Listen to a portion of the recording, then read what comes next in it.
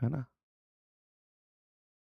हम्म, तो ये कहानी जो है वो सच्ची कहानियां जो हमें सुनाई गई हैं। अभी आपको समझ में आ जाएगा कि मैं इसको थोड़ी सी सच्ची क्यों बोल रहा हूँ, मतलब what is my intention about it. तो बचपन में ना गांव में रहते थे। अब आप में से कितने लोग ढानी समझते हैं? जो गांव के लोग हैं वो समझते होंगे, ढानी का मतलब होता है फार्म हाउस। जब आप खेत के बीच में ही अपना घर बना लेते हो, मतलब आसपास आपके खेत है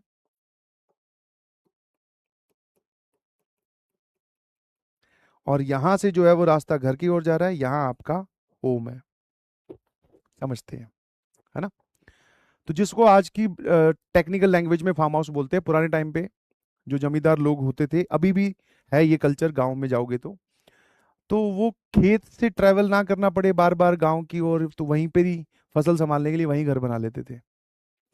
तो वहां पर घर में थे तो वहां पे रहते थे अपने दानी में, है ना। और उस टाइम पे गांव में सभी के साथ होता है ऐसा। तो गाय भैंसें खूब हुआ करती थी। मतलब अगर मैं काउंट करूं टोटल, तो जितनी मुझे याद है अपनी बचपन की मेमोरीज, और वो बचपन मैं कौन सा बता रहा हूँ, first second third year, first second, sorry LKG UKG nursery वाला जो बचपन है वो वाली की बात कर रहा हूँ मैं। अब तुम लोग बोलोगे सर तुम्हें, सर आपको ये कहानी याद कैसे रहेगी, क्योंकि उसके बाद में उस कहानी का जिक्र बहुत सारी बार घर में हुआ है। तो उस टाइम की मुझे याद नहीं है, बट उसके बाद में जब डिस्कशन करते होते थे घर वाले, बैठ के बातें तो चलती है जब इकट्ठे हो जाते हैं शादी ब्याह में। तो अरे यार वो हुआ करता था, है ना। तो इसलिए तो गायें भैंसें खूब हुआ करती थी पुराने टाइम पे। अब तो धीरे धीरे कम होगी। अब तो इनफैक्ट मैं तो वहाँ पे गांव कभी कभी जा पाता हूँ छुट्टियों में। अब तो शहर में शिफ्ट हो गए हैं। बट जब गायें भैंसें खूब हुआ करती थी, तो हुआ क्या करता था कि जितने भी घर वाले हैं, मतलब जितना घर का डेली यूज है दूध का वो तो आप निकाल लो, बाकी एक डेयरी वाले भैया हुआ करते थे। अब उसको भैया हम लोग क्यों बोलते थे? क्योंकि वो हमारी बड़े भाई की उम्र जैसा ही था। मतलब बड़े भाई की उम्र जितनी थी ना, उतना ही वो हुआ करता था। आसपास जो गांव में घर थे हमारे, उनमें वो सभी का, सबको भाई भाई बोलते हैं, तो हम भी उसको भैया भैया ही बोलते थे। तो वो जो है वो दूध लेने आया करता था। ठीक है, समझ गए कि बहुत सारी भैंसें हैं गायें हैं, तो आपने दूध निकाला, जितना आपको रखना है उतना रख लो, बाकी डेयरी में भेज दो, पैसे कमाने के लिए बोल दो, या फिर ये एक बिजनेस बन गया। तो वो, अच्छा, उसको सुबह सुबह अपने घर जाकर, मतलब रात को इकट्ठा करता था वो दूध। रात को मतलब कि बहुत लेट नाइट, कि 12-1 बज जाते थे। उसके बाद में वो सीधा डेयरी में ही दूध देकर फिर अपने घर जाकर फिर सोता था। तो ये काफी दिन से आता था, कई कई बार तो ये खाना भी हम लोगों के साथ ही खाते थे भैया, है ना। हम्म। तो कुछ दिन में क्या हुआ, अब जैसे ये लेट आता था तो इसकी एक हैबिट थी कि एक तो इसके लिए खाना रखते थे, दूसरा जब तक ये आएगा नहीं, दूध लेकर नहीं जाएगा, तो तब तक घर वाले भी नहीं सो पाएंगे, क्योंकि पता चला ये आके फिर हॉर्न बजाए कि लाओ भाई दूध डाल दो, क्योंकि ये पूरी अपनी पिकअप वैन लेके आता था, बड़ी सी पिकअप वैन, समझ गए ना, जो ये वाली चलती है पूरी कहानी, पीछे ऐसे खाली भाई ड्रम से रखे हुए हैं खूब सारे, है ना। ये वाली वैन लेकर आता था। तो इसका जो है वो हमें इंतजार करना ही पड़ता था, मतलब एज ए पूरी परिवार को इंतजार ही करते थे कि ये आएगा ये चला जाएगा, उसके बाद में ही सब सोते थे। तो ये कई दिन से लेट आना शुरू हो गया। मतलब जैसे मान लो अगर रेगुलर टाइम 11:30 या 12 बजे है, तो ये कभी 12:30 बजे आ रहा है, कभी 1 बजे आ रहा है, काफी काफी डिले हो रहे हैं। तो फिर भाई दादी को आया गुस्सा, दादी ने बोला कि क्या तरीका है तेरा, है ना। दादी ने बोला कि क्या तरीका है। तो इसने कई दिन तो वो कारण बताया नहीं, बोले ऐसे ही बस गलती, लेट हो जाता हूँ थोड़ा सा, आगे से कोशिश करूंगा कल जल्दी आऊंगा। बट ये जल्दी जल्दी ये काम होने लगा। ठीक है भाई। तो इससे पूछा गया कि क्या है भाई तेरे प्रॉब्लम क्या है। तो इसने एक दिन बैठे बैठे, जब ये खाना खा रहा था, तब इसने बताया कि जिस रास्ते से मैं रेगुलरली आता हूँ, मतलब ऐसे गांव का पूरा रास्ता क्रॉस करके या कुछ, तो बोले यहाँ रास्ते में एक छोटा सा पैच है, घर से काफी दूर है, गांव में रास्ते में एक छोटा सा पैच है जहाँ क्योंकि रात को आते हैं, खेत का रास्ता है, तब तक सड़क भी नहीं बनी हुई थी। तो बोले उतनी दूर के लिए मेरी ये इस गाड़ी की लाइट बंद हो जाती है। गाड़ी चलती रहती है बट, हाँ ना, समझ में आया कि नहीं समझ में? गाड़ी चलती रहती है बट लाइट बंद हो जाती है। ठीक है। तो बोले, फिर बोले किसी को चेक करवा ले। बोले एक दो दिन तो मैं साथ में लेकर भी गया था मिस्त्री को, वो कौन सा होता है, मैकेनिक। बोले मैकेनिक को भी कुछ नहीं समझ में आया। उस रास्ते में जब आता हूँ तो लाइट क्यों बंद होती है। अब ये कहानी जब सुनाई तो हमारे जो परिवार में भैया और लोग हैं, वो बोले ये गेम तो हमें भी खेलना है, चलो भाई। ठीक है, हाँ ना। तो बोलेगी ठीक है, तू बता देना कितने बजे पहुंचेगा, फोन कर देना, हम भी वहां पे आके देख लेंगे। ठीक है, हाँ ना। तो अगले दिन की बात आई, ये लोग वहां गए। आज लाइट बंद ही नहीं हुई जब वो भैया वगैरह पहुंच गए तो लाइट बंद ही नहीं हुई। ठीक है। तो एक दो दिन फिर नॉर्मल चला, फिर वापस इसकी लाइट बंद होने लगी गाड़ी की अपने आप। कभी गाड़ी रुक जा रही है, ये लेट हो जा रहा है। ठीक है, ऐसे करते करते ये चलता रहा काफी दिन तक। ठीक है, कभी चल रही है कभी बंद हो रही है। जिस दिन भैया लोग चले जाएं इसकी पैरवी करने, उस दिन जल जा रही है लाइट। एक दिन क्या हुआ, जब ये घर पहुंचा वापस तो ये एकदम हक्का बक्का था, है ना, पूरा एकदम, है ना। मतलब रेगुलर में तो वैसे भी ये निडर आदमी है, रात को 12 बजे दूध इकट्ठा करता घूम रहा है, तो इसको तो क्या ही डर लगता होगा। और इसको पता है कि लाइट बंद हो रही है, तो ये तो फिर भी अपना काम कंटिन्यू रख रहा है। तो डरने वाला आदमी तो है नहीं। एक बार जब ये घर आया शाम को, रात को दूध लेने, तब इसके चेहरे के पूरे होश उड़े हुए थे। समझ में आया? अब की बार ये ज्यादा पैनिक में था। तब पूछा गया इससे कि भाई क्या बात हुई। तब इसने बोला कि आज मुझे लाइट बंद होने का कारण भी पता चल गया। क्या क्या है? बोले उस पैच में जब मैं निकलता हूँ, रेगुलर डेज की तरह नॉर्मल मैं वैसे ही निकल रहा था, बट आज क्या हुआ कि खिड़की के बगल में मेरी गाड़ी की स्पीड से एक औरत चल रही थी, है ना।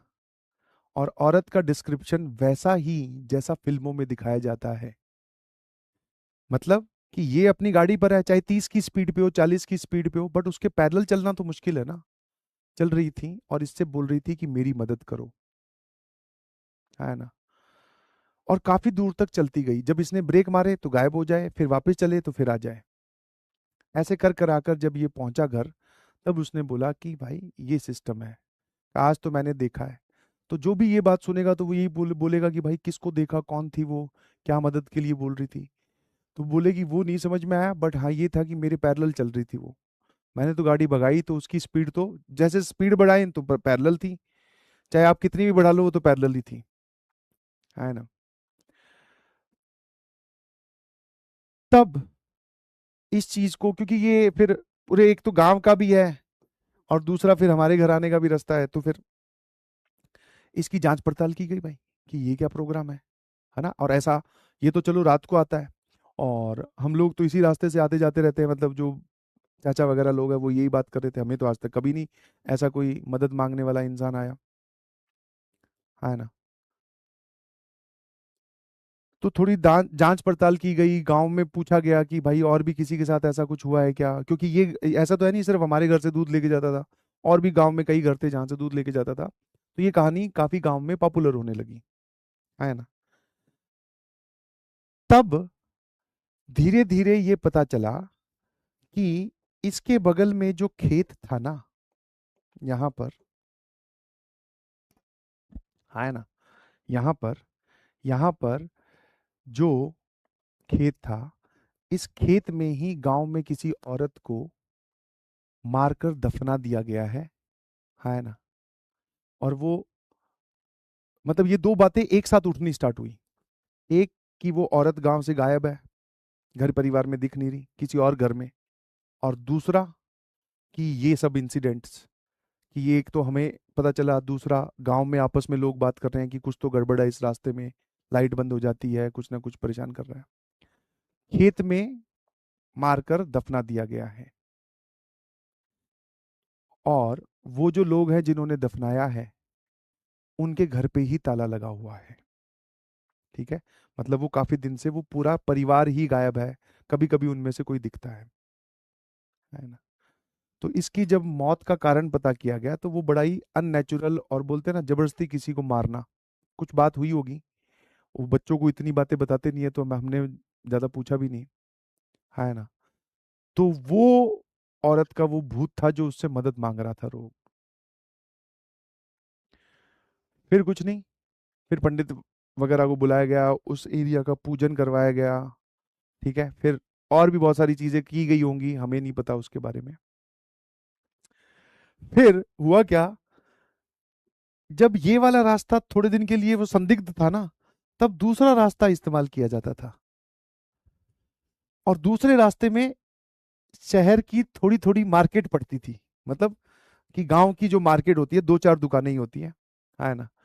तो अब हमारे जो पेरेंट्स वगैरह थे वो हमें इधर से ले जाने लग गए, गांव में कोई काम होता था, किसी के घर जाना है तो इस तरफ, है ना, इस तरफ से ले जाने लग गए।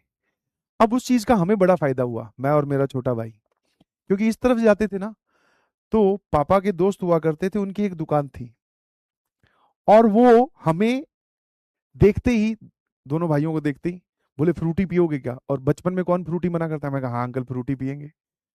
फ्रूटी वो हमें पिला देते थे। वैसे बचपन में कभी पूछा भी नहीं, और किसको जानना होता है कि भाई कौन पैसे दे रहा है। तो हमें तो ऐसा लगता था कि हाँ यार ये जो है वो अंकल है ना, वो हमसे प्यार करते हैं इसलिए हमें फ्रूटी पिला रहे हैं।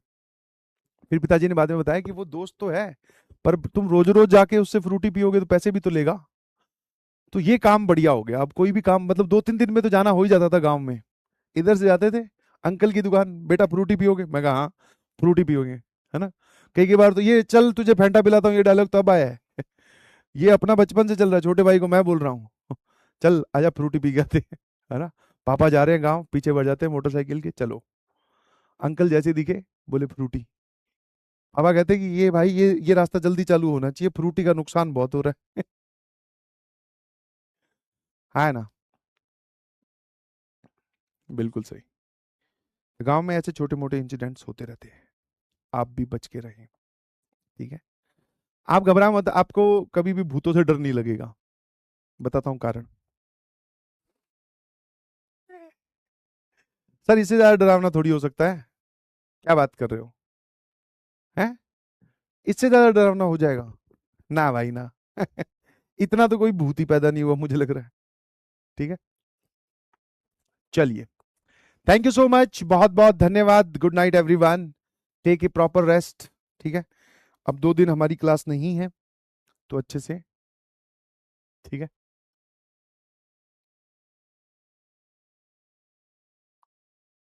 चलिए, bye bye bye bye bye bye, thank you so much, bye bye, ठीक है। इतनी कहानी थी भाई, अब तुम्हें मजा आया कि नहीं आया, मैं क्या करूं उसमें। एक कह रहा है स्क्रिप्टेड है, तो स्क्रिप्टेड सुन ही लेना, तो कहानी की तरह तू क्या वहां पे जाकर सच में सीआईडी तफ्तीश करेगा क्या कि हाँ कहाँ पे दफनाया था सर, दिखाना। फोरेंसिक टीम लेके चलते हैं, और वो हमारे पास में वो भी आ गए हैं, क्या होते हैं वो जो खुदाई कर देते हैं, आर्कोलॉजिस्ट, वो भी आ गए हैं, बोले सर इसमें चेक करते हैं। गजब आदमी हो भाई तुम। कहानी को कहानी की तरह लो, कहानी को अगर सच में सीरियसनेस की तरह लोगे तो फिर ही सिचुएशन हो जाएगी ना, यहीं बैठे बैठे ही तुम। चलिए bye bye, thank you so much, good night everyone.